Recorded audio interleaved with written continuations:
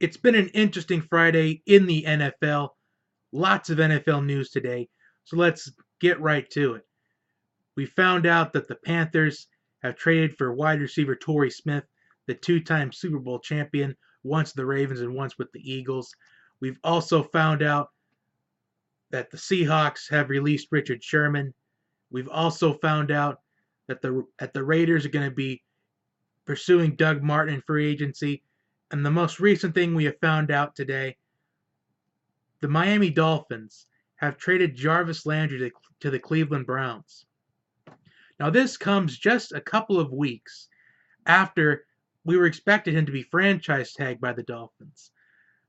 But the Browns were one of those teams that was interested in Jarvis Landry in this free agency process.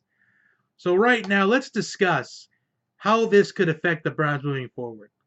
Now, if you remember the draft board series I did with the Browns, their biggest needs that I addressed was quarterback, wide receiver, offensive tackle, and a cornerback.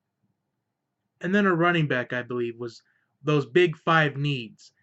Not necessarily I addressed all five of those needs, but those are five needs that I think they need to take care of.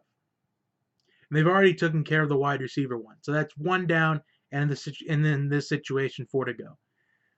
So what if the Browns can pursue Kirk Cousins once free agency begins? What if Kirk Cousins wants to be a Brown? If you just imagine for a second, the Browns are 1-31 in the past 2 years. Kirk Cousins could single-handedly win you about maybe 4 or 5 games. If you look at what the Browns can do when they are at the draft board, with picks 1 and 4, they already got Jarvis Landry as a wide receiver, and let's just say they are able to get Kirk Cousins. This opens up two realms of possibilities with picks 1 and 4. They can do Barkley at number 1, and they can do someone like Minkah Fitzpatrick at number 4. Unless the Colts grab him at 3, then they might go Bradley Chubb. But in this scenario, I have them signing Kirk Cousins in free agency.